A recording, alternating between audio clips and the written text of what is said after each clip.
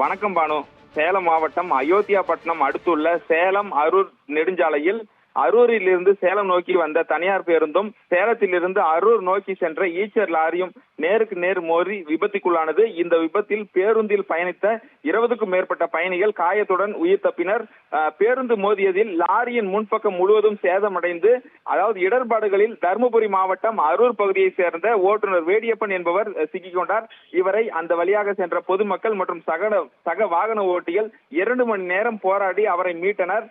இந்த விபத்து காரணமாக சேலம் அரூர் தேசிய நெடுஞ்சாலையில் 2 மணி நேரத்திற்கு மேலாக போக்குவரத்து பாதிப்பு ஏற்பட்டது.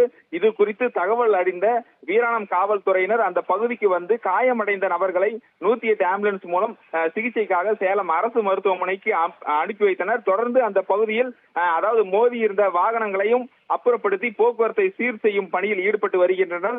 அரூரில் இருந்து, அதாவது காவல்துறையினரின் முதற்கட்ட விசாரணையில் அரூரில் இருந்து சேலம் நோக்கி வந்த தனியார் பேருந்து அதாவது அந்த வாகனத்தை முந்துவதற்காக அதிக வேகத்துடன் வந்த பொழுது நேருக்கு நேரே மோதி விபத்துக்குள்ளானது என்றும், இந்த விபத்தை ஏற்படுத்திய ஓட்டுநரும் நடத்துனரும் பேருந்தை சாலையிலேயே விட்டுவிட்டு தப்பி ஓடியுள்ளனர். தொடர்ந்து தப்பி ஓடியவர்களை காவல்துறையினர் தேடி வருகின்றனர். இந்த விபத்து என்பது அந்த பகுதியில் பெரும் பரபரப்பை ஏற்படுத்தியுள்ளது.